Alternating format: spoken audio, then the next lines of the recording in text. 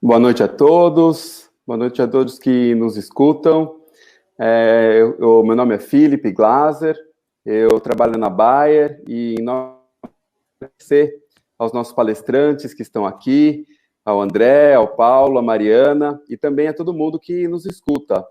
A gente está aqui com um tema no palco Living Better, que fala de tecnologia em saúde, inovação, como é que vai transformar a nossa relação no corpo e as doenças, né? Então, a gente queria falar bastante com vocês de uma forma bem aberta e apresentar primeiro. Meu nome é Felipe, eu trabalho na Bayer já há 20 anos, tenho bastante experiência na indústria farmacêutica e sou administrador de empresas, formado pela USP, também pós-graduado na FIA, e eu trabalho numa área de doenças de alta complexidade, né? Doenças como esclerose múltipla, doenças da retina que acabam causando cegueira, trabalho com hemofilia, com doenças que um diagnóstico bem difícil, onde a tecnologia empregada ajuda bastante a acelerar o diagnóstico e no tratamento, né? E esse é o tema, esse é o motivo pelo qual eu tenho uma paixão aí por inovação e tenho sido sponsor na Bayer de comitês de inovação, ajudado a empresa a progredir nessa área. E hoje a gente trouxe aqui 3 grandes ícones para dividir com a gente a experiência, o André, o Paulo e a Mariana, e eu queria pedir para vocês se apresentarem um pouco, brevemente, em pouco tempo. Mariana, quer se apresentar primeiro? Claro, muito obrigada pelo convite, Felipe. Muito bom estar aqui com vocês discutindo um tema tão importante. Bom, eu sou médica intensivista, eu estou na linha de frente do combate ao coronavírus dentro da UTI. Eu sou consultora em inovação e transformação digital da saúde para a indústria farmacêutica, para hospitais e para startups, e eu fui a primeira médica do Brasil a ser contratada por uma das maiores empresas de tecnologia do Brasil para coordenar, do ponto de vista médico, os projetos que exploram o potencial da inteligência artificial em resolver desafios crônicos da saúde. E isso foi algo que eu fiz por quase 5 anos e me permitiu fazer coisas incríveis, trabalhar com gente do mundo inteiro e trazer até a inteligência artificial para hospitais do SUS e para o México. Muito legal, Mariana. Quer se apresentar um pouquinho? Claro. Então, primeiro, gente, boa tarde, né? É um privilégio, uma honra estar aqui com vocês, né? Uma honra muito grande estar nesse Campus Party. Obrigado a Bayer, Felipe, pelo convite. Meu nome é André Berger, eu sou urologista, e eu sou especialista em uro-oncologia e cirurgia robótica. Então, há mais ou menos 12 anos, eu estou morando nos Estados Unidos, né, e eu trabalho hoje na Califórnia, na USC, na Universidade do Sul da Califórnia, em Los Angeles, num departamento que é reconhecido mundialmente como referência mundial em cirurgia robótica, não só no tratamento dos pacientes, mas também na inovação, né, um departamento que publica muito, que desenvolve técnicas e ajuda a desenvolver tecnologias. Né, e pelo background de ser brasileiro, eu tenho me envolvido também na implementação e desenvolvimento da cirurgia robótica no Brasil, em várias praças, em vários lugares, e a gente tem tido um grande sucesso nessa troca de experiências nos últimos anos. Obrigado. Muito legal, doutor André. E eu tenho um colega que já foi da indústria farmacêutica aqui, o Paulo, e que se derivou depois para o lado das startups. Paulo, quer comentar um pouquinho do seu passado, do que você está fazendo hoje? Isso aí, Felipe. Muito obrigado pelo convite.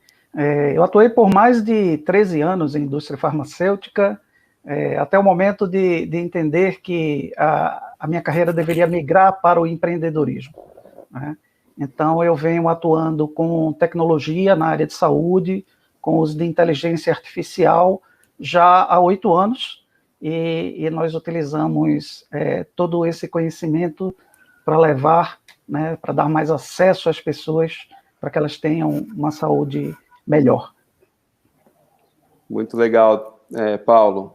A gente, que foi da indústria farmacêutica, a gente viu nesses últimos 150 anos como as medicações, como a tecnologia foi mudando e até dobrou a qualidade de vida e a expectativa, né, de vida. A gente vê que os medicamentos foram sendo criados, antigamente um medicamento era para vários, uma população enorme, hoje talvez um medicamento vai para um grupo específico, para uma doença genética, uma doença rara. Eu trabalho com uma doença rara de hipertensão pulmonar, por exemplo, que acomete pouquíssimas pessoas, mas você vê que realmente dobrou a expectativa de vida.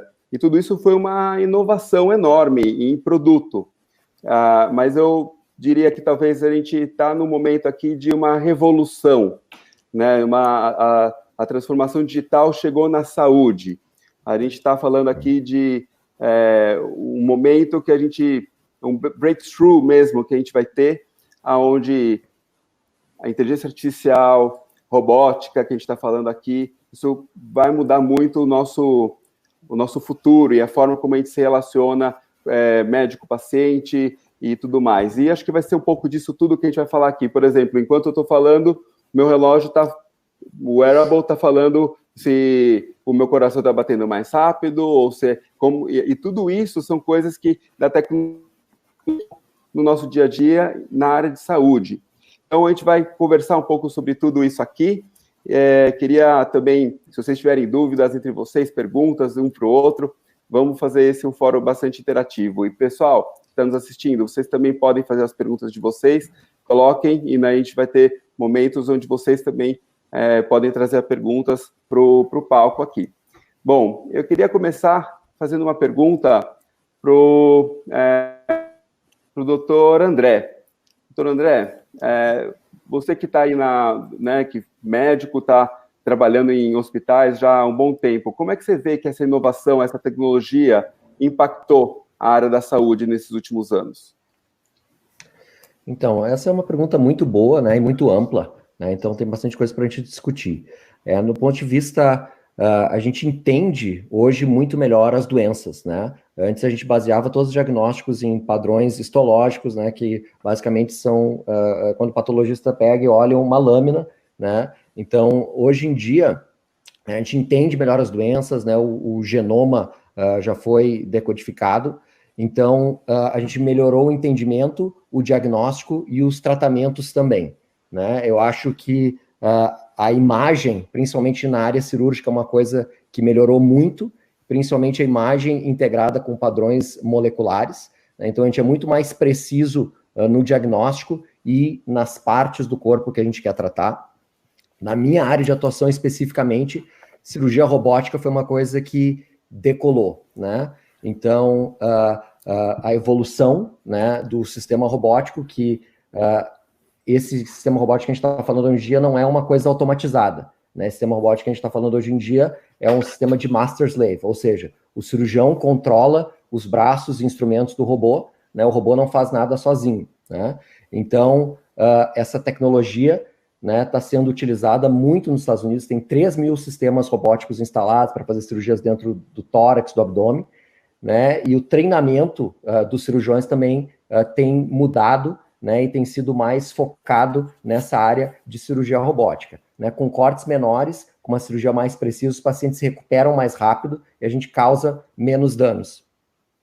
Então, certamente isso, né, é uma evolução da cirurgia, né, e as cirurgias minimamente invasivas, principalmente as mais complexas, que eram difíceis de ser feitas por laparoscopia convencional, né, que o cirurgião segura os seus próprios instrumentos retos. Hoje em dia, essas cirurgias mais complexas podem ser feitas por via robótica por mais cirurgiões, então mais pacientes se beneficiam. Além disso, métodos de terapia focal, né? Quando a gente enxerga melhor, de repente a gente não precisa tirar o órgão inteiro, né? A gente pode usar aqueles padrões de imagem para fazer diagnósticos melhores e também tratamentos focais, né? A terapia focal de câncer de próstata é uma coisa que está muito em discussão hoje em dia, né? E também a biologia dos tumores, né? Os testes genéticos e moleculares que a gente tem usado no nosso dia a dia. Então, realmente, como você falou, é uma revolução, né? O conhecimento está evoluindo de maneira exponencial e é uma época muito, muito interessante para a gente estar nesse meio da saúde, sim. Legal, doutor André. Quer dizer, o videogame enquanto você está operando. porque você está na mesma sala e vendo tudo como se fosse um grande videogame e fazendo a cirurgia, hoje minimamente invasiva, com benefício para o paciente de se recuperar mais rápido. Muito legal. Mariana, quando você pensa agora, por exemplo, né, na relação, né, não só do médico, da robótica, que tudo mais, mas e aí? E a transformação toda da inovação, mas na relação com o corpo, né, com as doenças? Como que isso tem influenciado? Como a inovação tem influenciado o corpo e as próprias doenças?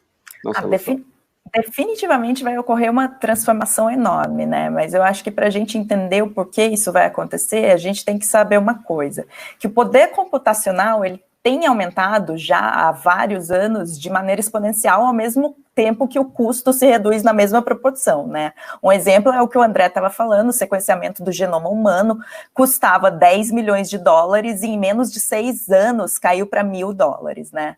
A gente chegou num ponto que desde 2014 a gente já tem mais sensores e dispositivos móveis, tipo smartphones, laptops, tablets, do que pessoas no mundo. E uma consequência disso é que hoje em dia a gente nunca está offline, a gente está o tempo inteiro gerando muitos dados. 90% de todos os dados que existem no mundo hoje, eles foram criados nos últimos 2 anos, é pouquíssimo tempo, né? E em saúde, isso acaba sendo ainda mais proeminente, porque se a gente pega toda a informação de saúde que um ser humano saudável é capaz de gerar ao longo da vida dele ou dela, seja dados de prontuário eletrônico, passagens por diferentes médicos, hospitais, resultados de exames laboratoriais, de sensores de wearable, de exames de imagem, enfim, tudo. Isso é o equivalente a 300 milhões de livros cheios de informação em saúde ao longo de uma vida. Uma pessoa saudável, porque um paciente com câncer chega a gerar 1 terabyte de dados por dia, né? E ninguém sabe, mas a gente só consegue, até hoje, analisar 0,5% desses dados. Agora, imagina o tanto de informação valiosa que a gente perde nesses 99,5% que ainda são invisíveis para a gente, pelo fato de não ter tecnologias adequadas para isso, né? Seriam informações que poderiam ajudar a gente a prever doenças, melhorar a qualidade de vida e, por que não, até curar algumas doenças, né? A boa notícia é que a gente começa a ter tecnologias para ajudar a gente a ver isso tudo e entender tudo que influencia a saúde de uma pessoa. E esses dados, junto com esse entendimento que a tecnologia está trazendo, vai permitir que a gente entenda que saúde é muito mais do que tratar doenças ou fazer um mero check-up anual, né? E a gente vai entender que saúde não acontece só dentro do hospital ou do consultório. Então, a grande transformação que a gente vai ver, na minha opinião, é um modelo de assistência à saúde muito mais constante, proativo e até preventivo do que o que a gente tem hoje, que é o episódico e reativo, que a gente espera as doenças. E, além disso, a gente vai sair do que a gente faz hoje, que é tratar as pessoas de acordo com o que funciona para a maioria, para assim começar a tratar as pessoas de acordo com o que seria ideal para cada uma personalização cada vez maior. Muito legal. A gente realmente impressionante, né? A gente gera tantos dados, mas a gente não tem a capacidade ainda de absorver todos esses dados, né? E daí eu acho que é onde entra um pouco do que a gente fala de inteligência artificial, de conseguir fazer machine learning e outras coisas, mas parece que esses temas são tão, assim, o que é inteligência artificial? O que é esse, o que é realmente a robótica? Onde que está sendo empregado tudo isso aí? Parece tão distantes, termos talvez ainda médicos, ou eu mesmo, quando comecei a trabalhar com inovação, eu fiz um bingo na inovação, porque são tantas palavras diferentes, né? A gente fala, meu, calma aí, eu tenho que anotar esse termo e procurar depois o que é. Na prática, inteligência artificial, a robótica, todos esses wearables, tudo que a gente está falando, geração de dados e conseguir analisar isso tudo. Como que isso tudo, essas inovações têm mudado a nossa relação com a saúde? E eu queria escutar um pouquinho disso dos três. Como é que vocês veem todas essas tecnologias mudando a nossa relação com a saúde? Paulo, você quer começar falando um pouquinho? Sim, Felipe. Às vezes, quando nós falamos em tecnologia, é comum nós atrelarmos essa tecnologia à utilização em grandes centros, né? E aí eu vou trazer alguns casos desse universo de startups. Em 2018 e 2019, a Pixels foi convidada para fazer uma prova de conceito utilizando wearables em crianças para verificar num estudo qual seria a possibilidade de se fazer predição de doenças desde o momento do nascimento até a fase adulta, certo? Só que isso não foi feito em Nova York. Isso foi feito em 3 aldeias no Malawi, que é um dos países mais pobres da África, né? Com a utilização de vestíveis, de sensores, sensores ambientais. Foi construído toda uma tecnologia quase impossível você acreditar nisso, porque não tinha energia elétrica no local, né? Então você teria que fazer algumas improvisações, mas isso foi feito, né? Então a tecnologia ela já está disponível. Aqui, onde nós estamos localizados, no Porto Digital, no Parque Tecnológico do Porto Digital em Recife, nós temos uma comunidade de startups chamada Mangue Health, né? E aí tem várias startups que fazem trabalhos maravilhosos. Então, por exemplo, tem uma startup chamada Neurobots, que ela faz a interface cérebro-máquina. E eles desenvolveram, através de um exoesqueleto, a possibilidade de a pessoa voltar, uma pessoa que tivesse AVC, voltar a movimentar as mãos, né? E isso é muito impressionante, porque você vê relatos de pacientes com 2 anos sem movimentação, e que agora, com a utilização de um exoesqueleto feito em impressão 3D, né, isso se torna possível. Nós temos uma outra startup chamada B1, que usa um equipamento à base de luz para fechar feridas, úlceras, em pés diabéticos. Então, isso antecipa a cura em quase um mês, né? Então, são tecnologias que muitas vezes têm nomes complexos, difíceis, mas que elas estão chegando numa velocidade muito rápida, a baixo custo, e que muito em breve vão estar à disposição de toda a população.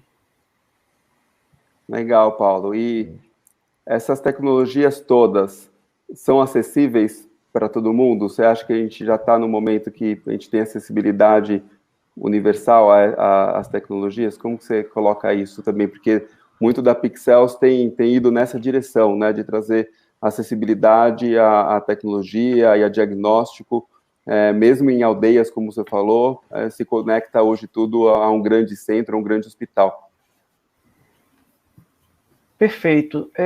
Uma das coisas que nós temos mais discutido ultimamente, isso aí não só no Brasil, como em todo o mundo, é a questão do impacto social, né? A pandemia, ela escancarou a diferença entre classes e acesso à saúde, né?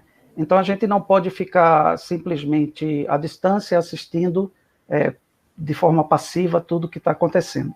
Então, a gente acredita que a tecnologia, como a doutora Mariana citou, né, os custos eles vêm caindo ao longo do tempo. A tecnologia ela tem que ser acessível, senão não funciona.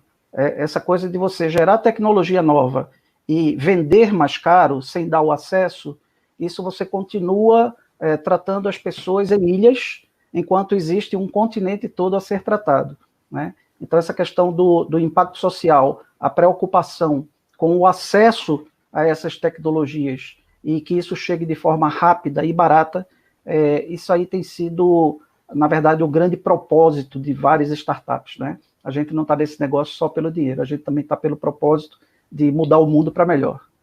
Eu acho legal. Que um exemplo que ilustra de uma forma muito impressionante até isso que o Paulo trouxe é o caso de Ruanda, né? Que Ruanda sofreu um genocídio devastador há cerca de 24 anos, né? Uhum. O país inteiro precisou ser reconstruído, né? E o desafio em saúde não foi nada fácil, porque em 2010 eles tinham 625 médicos para 12 milhões de pessoas. Então o governo falou, puxa, vai ser difícil, né? A gente capacitar médico, trazer força de trabalho, criar hospitais e para resolver esse problema no curto prazo. Então, a primeira medida de saúde que eles pensaram em fazer foi trazer banda larga para o país inteiro, criar estrutura para isso, porque daí eles conseguiram fazer o quê? Desenvolver, por exemplo, a telemedicina lá, para trazer mais médicos, especialistas para atender a população e garantir também que a população tivesse acesso a esses serviços por meio de smartphones ou até celulares simples, que eles pudessem, inclusive, usar para receber esse atendimento que eles precisam, né? E eles tiveram resultados impressionantes usando a tecnologia a favor dessas intervenções e fazendo iniciativas, inclusive, com startups e empresas privadas para ajudar, ao invés de resolver tudo sozinho, né? Eu acho que isso mostra o poder da tecnologia para catalisar os movimentos que a gente precisa também. Muito legal, né? Eu uso realmente o acesso a uma tecnologia que acaba também sendo utilizada não é tecnologia em saúde, mas você tendo uma banda larga no país, você acaba proporcionando realmente a acessibilidade de todas essas ferramentas pelo mundo inteiro, que seja assim também no Brasil, né? Doutora Mariana, eu tenho uma dúvida, né? Toda essa tecnologia que a gente acaba tendo hoje ainda, ela vai fazer com que a gente chegue nos 100 anos? Porque hoje a gente já tem expectativa de vida mais alta, né? Você acha que a gente vai conseguir chegar aos 100 anos ou não? O que eu acho é que a gente já está chegando aos 100 anos, né? O que acontece é que a gente até agora, a gente usou a tecnologia para uma coisa, né? Para reparar problemas depois que eles acontecem, né? A gente é muito bom em tratar o infarto, tratar o AVC e prolongar a vida, né? A gente tem antibióticos, as pessoas já não morrem mais daquelas infecções que faziam antes a expectativa de vida de um brasileiro, por exemplo, ser de 45 anos a cerca de 40 anos. A gente tem os ventiladores, tem diálise, tem transplante. Só que o que eu acho que a tecnologia vai fazer é que, ao invés da gente prolongar a vida nesse contexto de hoje, que a gente tem uma explosão de doenças crônicas e que viver mais não tem sido sinônimo de viver bem, a tecnologia vai fazer a gente acrescentar mais vida aos anos, ao invés de anos à vida, que é o que a gente faz até hoje. Que legal, porque ao mesmo tempo que a gente tem uma expectativa de vida mais alta, a gente tem doenças crônicas, a gente está morrendo mais de infarto, a gente acaba se cuidando também às vezes menos, né? Então, um pouco da minha pergunta também vinha em relação a isso, todas as tecnologias, mas a gente também tem um aumento de doenças crônicas, a gente tem um aumento, né, doutor André, que é também urologista, mais de câncer de próstata e outras coisas, né? Doutor André, você está nos Estados Unidos e no Brasil, qual que é essa acessibilidade, quais são as diferenças que você vê hoje, né, dos Estados Unidos e a prática aqui no Brasil? Essas tecnologias já chegaram? Brasil? Então, essa é uma pergunta ótima também, né? Sempre tem um delay, né, na implementação de tecnologias entre os Estados Unidos e o Brasil, né? Em alguns centros, esse delay acaba não sendo tão grande assim, né? Mas pelo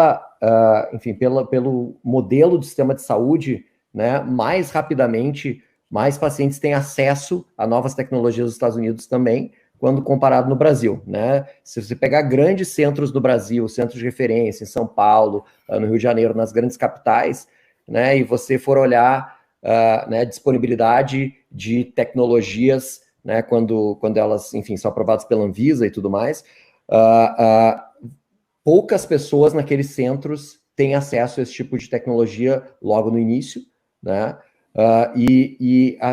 A grande parte da tecnologia de ponta demora muito para chegar na população. Então, como o Paulo e a Mariana falaram, né, realmente com o aumento da qualidade da tecnologia, né, e o aumento de disponibilidade disso e redução de custo, a gente espera que esse gap ele diminua, né?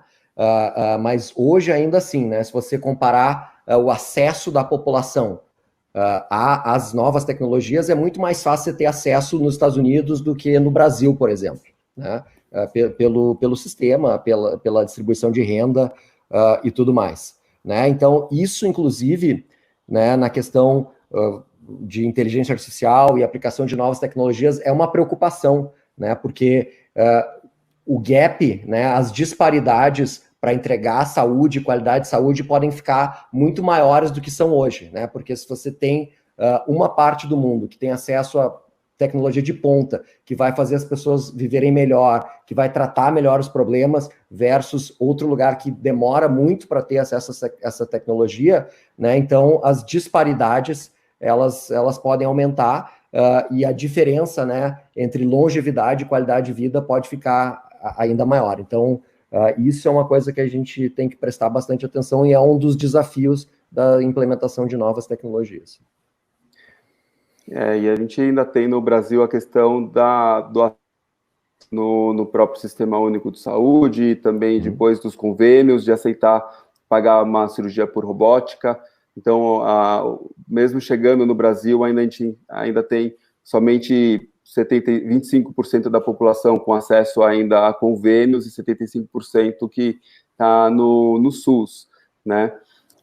Eu vou fazer uma pergunta que veio dos da audiência nossa, e o Andreassa pergunta assim: como funciona a troca de algoritmos e de reconhecimento de imagens de variáveis entre grandes centros de pesquisa e de hospitais? E eu acho que essa pergunta, né, mesmo pela Pixels, já está trabalhando realmente nessa busca de algoritmos, reconhecimento de imagens e tudo mais. Paulo, você quer responder essa pergunta? Sim, nós temos uma equipe baseada em ciência, né? Sem ciência não há o desenvolvimento. E nós temos grupos de pesquisas que são ligados a universidades, e durante o desenvolvimento, muitas vezes há um desenvolvimento em conjunto, tá? Outras vezes, nós utilizamos esses centros, esses laboratórios, para fazer as pesquisas, e aí nós damos como contrapartida a utilização gratuita da solução, né? Para a primeira solução que nós utilizamos para análises clínicas, nós fomos para o mercado privado, uma vez que nós tivemos como nosso primeiro parceiro de cooperação técnica o laboratório Sabin, de Brasília, né? Que é um dos maiores grupos de laboratórios do país.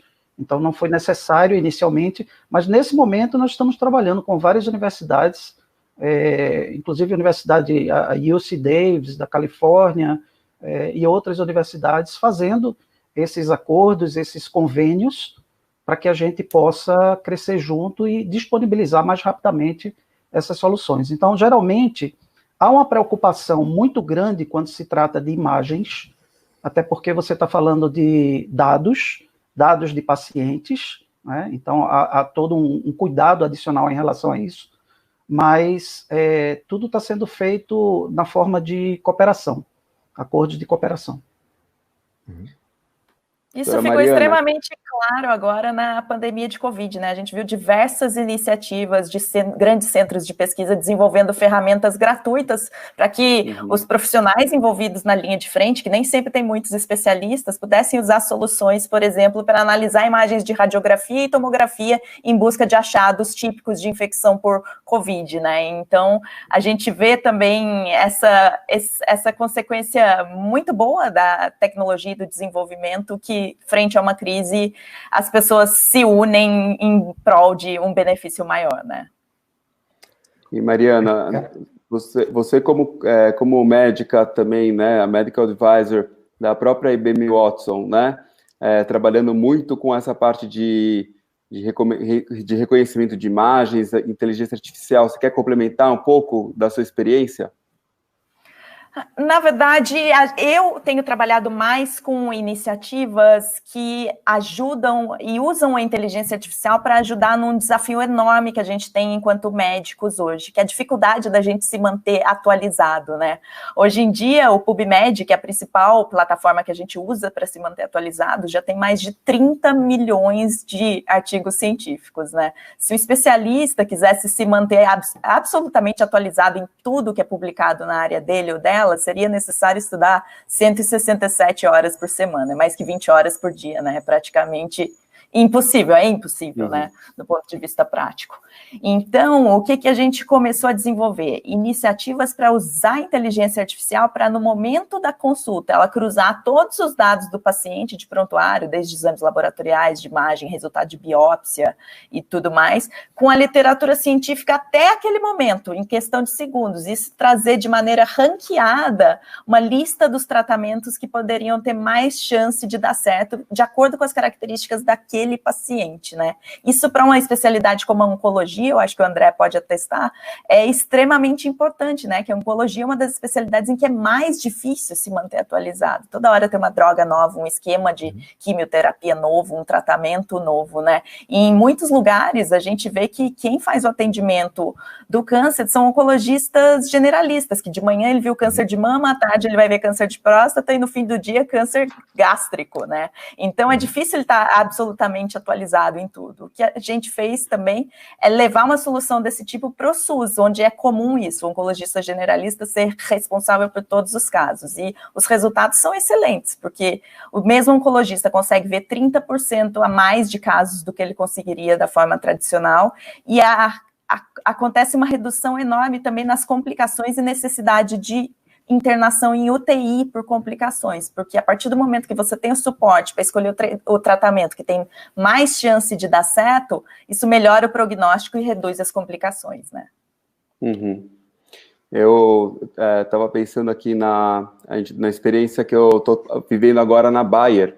A gente conseguiu a incorporação de um produto para edema macular diabético. São pacientes diabéticos que um monte de pacientes diabéticos e agora vão ter acesso a um medicamento para não ficarem cegos. Só que, assim, se todos os pacientes tiverem que ir para dentro do consultório de oftalmologia para fazer os exames lá, primeiro, os hospitais já estão cheios, você vai inundar de pacientes para eles ainda serem triados lá pela oftalmologia, para de cada 100, talvez 10 terem alguma coisa. E o que a gente tem feito, parcerias que já conseguem hoje ter um retinógrafo na ponta, fazer um exame de fundo de olho lá na atenção primária, lá no médico ainda clínico geral ou no endocrinologista, e muitas vezes esses médicos eles não sabem ler, né? Eles não sabem ver se tem ou não. Então a inteligência artificial ajuda, inclusive, na triagem desses pacientes para que eles sejam referenciados, daí sim, para um centro de referência. É a tecnologia em prol do nosso sistema de saúde hoje do Brasil, realmente, como o Paulo, né, dando acesso lá na ponta, independente de onde você está, no posto de saúde, você consegue referenciar esses pacientes, e isso já é uma realidade hoje, né? É muito legal de ver realmente como a inteligência artificial ela está empregada já no nosso dia a dia, e vai ser ainda mais. André,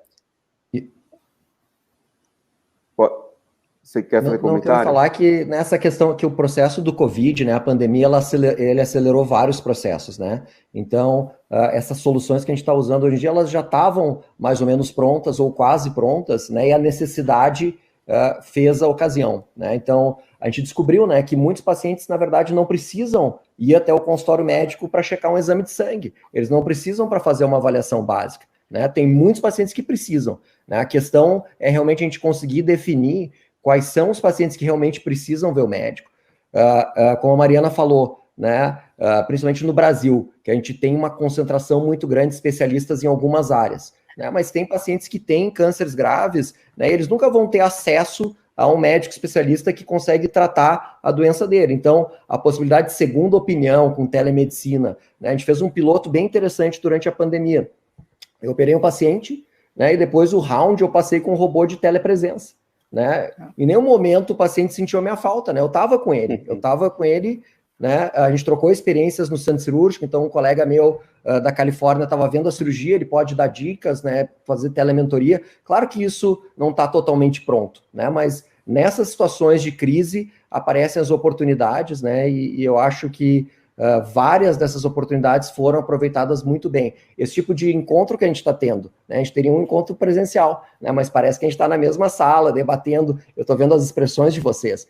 Claro que o contato físico é importante, né? Nós somos seres que precisamos nos relacionar pessoalmente, mas a tecnologia, né, pode realmente mudar e está mudando radicalmente até a forma que a gente interage. É muito legal, realmente, a gente vê a tecnologia, ela acaba sendo acelerada nesse momento de crise, né? E tira a gente da zona de conforto, do status quo, e a gente começa a buscar outras formas. A gente tem visto a telemedicina, por exemplo, agora bombando no país, né? Quantas pessoas não fizeram contato com seus médicos através da própria telemedicina, ou você falando de fazer cirurgia à distância e outras coisas. Bom, eu queria aproveitar até essa pergunta, você está falando de robótica, a gente falou de inteligência artificial, e como que isso tem mudado até assim, a forma de atuar dos profissionais de saúde, né? Como que isso está empregado na prática? Todos os médicos, eles estão conseguindo ser treinados para todas essas tecnologias? Você acha que essas tecnologias também estão conseguindo ser empregadas por exemplo, em leis da regulamentação, por exemplo, de inteligência artificial para laudar exames? Como é que a gente está em relação a tudo isso? Como que é empregado na prática? Eu queria então, assim, ver um pouco do André, como que você vê isso também, né, da regulamentação e do emprego dessas tecnologias todas em treinamentos, por exemplo. Tá. Então, assim, excelente pergunta, né? O que é a cirurgia robótica, né? Rapidamente. Então, você está numa sala, o cirurgião está sentado num console, né? Ele tem joysticks, pedais e um visor em que ele tem uma visão em 3 dimensões, e ele controla, né, com esses joysticks e pedais, braços que estão no paciente, né, com instrumentos, e faz a cirurgia inteira por ali, né? Como é que se faz o treinamento tradicionalmente para cirurgia e cirurgia robótica, né? O residente ou o trainee, ele fica na sala de cirurgia, ele vai aprendendo durante as cirurgias, durante os procedimentos, né? O que mudou com a cirurgia robótica? Como a gente não tem a sensibilidade tátil, né? A gente substitui a sensibilidade tátil por uma qualidade de visão muito grande, né? Até você compensa com a experiência a falta de sensibilidade tátil pela questão de deformação dos tecidos, seus instrumentos que você encosta nos tecidos, mas enfim, você não tem a sensibilidade tátil. Então, você tem modelos de simulação, né? Hoje em dia, para a pessoa sentar num robô para fazer alguma cirurgia, ele tem que ficar horas treinando simulação para diminuir a curva de aprendizado da máquina, tá? Esses modelos de simulação evoluíram para modelos procedimento específico, ou seja, eu tenho que fazer uma cirurgia de vesícula, eu vou lá e treino a cirurgia de vesícula geral ou a cirurgia de próstata geral, né? Todos os movimentos que a gente faz hoje no robô, eles vão para o computador central da Intuitive. Então, hoje, né, todos esses dados de qualquer cirurgião do mundo, né, eles saem do meu robô e vão para Sunnyvale, na Califórnia. Então, baseado nisso, né, sem eu olhar um cirurgião operando, né, o computador consegue me dizer se esse cara é um expert ou não, né? Então, só usando os dados, só utilizando a inteligência artificial, a gente consegue ver isso.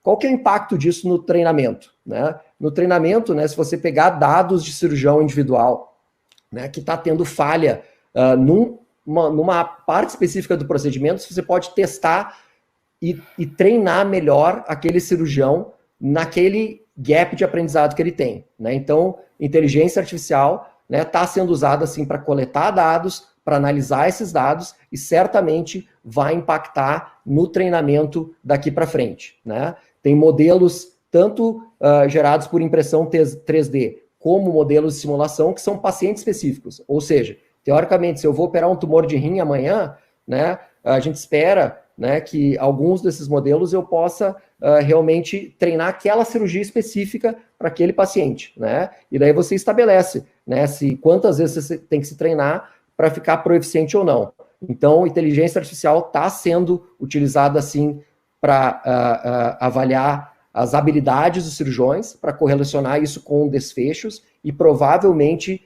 vai impactar também no treinamento daqui para frente. Eu acho que tem um ponto importante que a gente tem que fazer aqui, é que a maioria dos médicos não está familiarizado com essas inovações ou não está tão aberto à tecnologia ainda. E eu acho que a grande culpa disso, na verdade, está na faculdade, na graduação mesmo, porque a principal receita para formar médicos hoje em dia foi estabelecida por uma publicação que chama Relatório Flexner. Só que o problema é que esse Relatório Flexner, que definiu o que as faculdades deveriam ensinar, ele é de 1910, e nesses mais de 100 anos, muita coisa mudou no mundo e pouca coisa mudou na educação médica, né? A gente ainda é treinado para diagnosticar e tratar doenças, só que a gente chegou nesse ponto em que a quantidade de informação médica dobra no mundo a cada 2 meses e meio. Em 1950, dobrava a cada 50 anos, ou seja, cada paciente está se tornando um desafio de Big Data e a gente está tendo dificuldade de, só com o nosso cérebro, dar conta de escolher os melhores tratamentos e saber a melhor evidência para todos os casos. Então, eu acho que para a gente fazer cada vez mais uso dessas novas tecnologias e beneficiar cada vez mais pacientes, a gente tem que agir ali na base, ensinar para os médicos que a tecnologia não está aí para substituir ninguém. Eu gosto de fazer um paralelo de que, da mesma forma que o telefone não substituiu a voz e sim ampliou o alcance dela, essas novas tecnologias, inteligência artificial, robótica, blockchain e tudo mais, elas vão ampliar o potencial do nosso cérebro e a nossa capacidade de oferecer um tratamento cada vez melhor e mais personalizado para os pacientes. Muito legal. E, Paulo, a gente está falando dos médicos, né? Não tem como fazer inovação, muito menos numa startup, se a gente não chamar os médicos para perto e trabalhar com a gente nesse desenvolvimento. Você quer contar um pouco para a gente? Porque é isso que acho que é a grande diferença de uma startup ou de inovação. Antigamente a gente fazia um medicamento, 10, 15 anos de pesquisa, joga na rua, putz, não falhou, não deu certo, não era o que a gente precisava fazer. Hoje a gente desenvolve, né, junto com o cliente, junto com o paciente nessa jornada. Como é que foi essa história com a Pixels? Só para que vocês tenham uma ideia, nós tivemos nossa primeira solução recusada em 5 minutos dentro de um laboratório. Então, nós tínhamos uma solução para identificar ovos de xistossoma, né, que é o causador da esquistossomose, e quando nós levamos a imagem para uma biomédica com 25 anos de experiência em laboratório, a primeira pergunta que ela fez foi: é isso aí que você quer que eu valide? Eu não valido, né, porque está faltando a membrana. E aí foi muito interessante que eu virei para o meu sócio, que é o pesquisador, e eu falei: esse negócio aí tem membrana, né? Então, a gente não conseguia entregar o básico da informação que se precisava para se ter algo confiável. De lá para cá, nós aprendemos muito. E todos os nossos treinamentos da inteligência artificial, elas são feitas de forma assistida. Ou seja, eu estou ao lado de um profissional especialista naquela área, que ele vai me dizer exatamente o que ele procura. Então, o padrão que é procurado, seja em qualquer exame, é esse aqui. Eu preciso com essas características. E se tiver essa formação? Não, isso não me serve. Isso pode causar dúvida. Eu preciso que a imagem seja dessa forma. Aí você vai adquirir as imagens, fazer o treinamento, depois ainda fazer a validação com o profissional, né, inteligência artificial versus o profissional de bancada, para aí gerar uma publicação científica. Então tem todo um processo, mas tudo isso é feito utilizando a metodologia científica. E a gente não abre mão. Nós temos biomédicos dentro do time, nós temos engenheiros de software, engenheiros mecatrônicos, mas nós não abrimos mão do profissional especializado na área para que ele faça esse treinamento assistido conosco. Então, isso é fundamental para o sucesso e para que você possa garantir um produto fidedigno na área de saúde humana.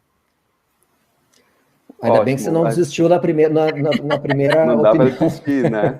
Passei 2 meses procurando essa membrana no ovo. A gente, quem faz laboratório que trabalha no laboratório fazendo novos medicamentos, muitas vezes eles fazem 100 testes e falham, e para um dá certo, para 2 dá certo, e em estudos até chegar na prateleira, na farmácia, demora 10 anos, né?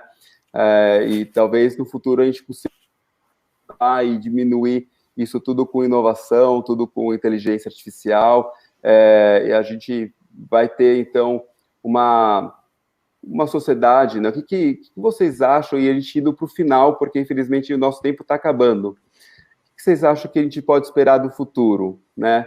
Com todas essas tecnologias sendo empregadas na área de saúde, o que a gente poderia esperar do futuro? E daí eu pediria também para vocês falarem um pouco sobre isso e dar as suas considerações finais, a gente poder começar com o André, então. Então, né, eu vou mandar um pouco contra as coisas que eu faço, né, mas idealmente a gente teria que ter uma medicina com menos cirurgia e menos tratamentos, né, então eu concordo com o que a Mariana falou, né, a gente tem que investir em prevenção, as pessoas vão viver melhor, vão precisar de menos intervenção, né, mas voltando, né, para a questão da área cirúrgica em si, o que a gente espera daqui para frente, né, eu acho que a integração entre imagem, testes moleculares e genética, né? Então, hoje em dia, quando a gente fala em cirurgia robótica, a gente pensa em plataformas digitais, não só naquele sistema master-slave, mas um sistema que você consiga integrar todos esses marcadores, né? E os novos sistemas que estão sendo desenvolvidos, eles estão indo nessa linha, né? Então, especificamente também da cirurgia, né? A gente falou um pouquinho do treinamento, como deve evoluir, né, para que a gente diminua os erros, né, quando for necessário tratar. A outra questão é, hoje em dia, o modelo de treinamento é um especialista, vai até um hospital, às vezes viaja um dia para chegar lá para treinar os médicos, né, então esse treinamento, né, pode acontecer, e essa telementoria, né, a gente já testou isso, né, funciona muito bem a telementoria. Do ponto de vista de implementação dessas redes 5G, cirurgia à distância vai ser uma realidade, né? Então, vai ser uma realidade. Na verdade, cirurgia robótica originalmente foi desenvolvida para tratar pacientes em campo de batalha, né? Para você não arriscar seus profissionais. Então, a gente está voltando para a origem da cirurgia robótica. E, finalmente, também, do ponto de vista cirúrgico, né? Quando a gente precisar tratar, né, a gente deve evoluir para sistemas mais automatizados, né? O médico vai ser necessário, né? O especialista vai ser necessário, mas, né, inteligência artificial, big data vão ser utilizados, né, para personalizar o tratamento para aquele paciente, né? E aquele tratamento será entregue cada vez mais de forma automatizada. A gente já tem sistemas robóticos que fazem procedimentos específicos, né? Você faz o planejamento, aperta um botão e as coisas acontecem. Então, essa é a visão, né, que eu tenho. Então, tomara que a gente tenha muito pouca cirurgia, né? Quanto menos cirurgia a gente tiver, melhor. Mas essas são evoluções que eu vejo no campo cirúrgico daqui para frente. Ótimo. Paulo, e aí, como que a gente pode... O que a gente deve esperar do futuro? O que a sociedade espera do futuro? Cada vez mais será praticada uma medicina preditiva, né, se fazendo prognósticos. Hoje, com esse cenário de pandemia, né, você começa a questionar várias coisas, porque quando o seu filho sente uma dor de cabeça, você corre para a emergência de um hospital, né? E se tivesse algumas soluções onde você começasse a fazer os exames, né, na sua residência e mandasse a informação para o médico à distância. Então, é possível que cada vez mais a área de diagnósticos ela se aproxime da residência das pessoas, seja através de vestíveis, seja através de IoT. Isso é uma realidade já em algumas partes do mundo, mas há uma tendência natural para que isso se expanda, né? A medicina preditiva e fazer prognósticos. A longo prazo, eu seria até um pouco mais ousado. Geralmente o pessoal, quando eu falo isso, diz, não, vamos parar de falar de futurismo, né? Mas isso não é futurismo, porque já está sendo desenvolvido nas universidades. A gente entende que o diagnóstico ele vai passar por uma grande utilização de nanopartículas, né, de objetos inseridos dentro do corpo humano, e muito possivelmente no futuro a gente vai ter possibilidade também de fazer diagnósticos através da utilização de informações trazidas por essas nanopartículas. Muito bom. Mariana, futuro já chegou? Futuro já chegou, sem dúvida alguma. E eu acho que não tem como ir contra o que o André e o Paulo falaram. A gente vai entender, a gente vai parar de esperar o infarto acontecer, a gente vai parar de esperar o AVC acontecer, a gente vai entender que saúde não é tratar a doença, e sim preveni-las, né?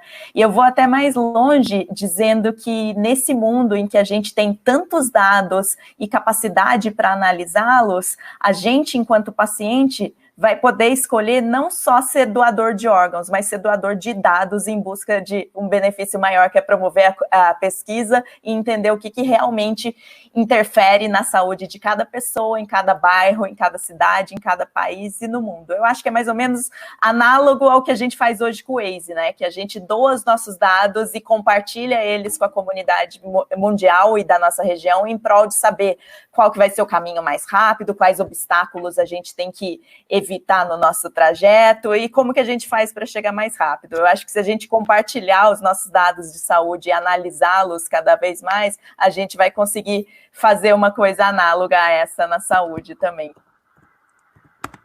Pena que nosso tempo se esgotou. A gente tem que usar a tecnologia para agora voltar no tempo para a gente poder ter mais tempo de debate, né? Mas eu agradeço muito a vocês três. Obrigado pelos que estão assistindo a gente também. Foi um tempo muito legal aqui que a gente teve e eu queria, em nome da Bayer, novamente agradecer e, novamente, voltar com o nosso compromisso como Bayer, que é de promover saúde, não para uma ou outra pessoa, mas saúde para todos e saúde para uma vida melhor. Muito obrigado e boa noite para todos. Boa noite. Boa noite. Boa noite.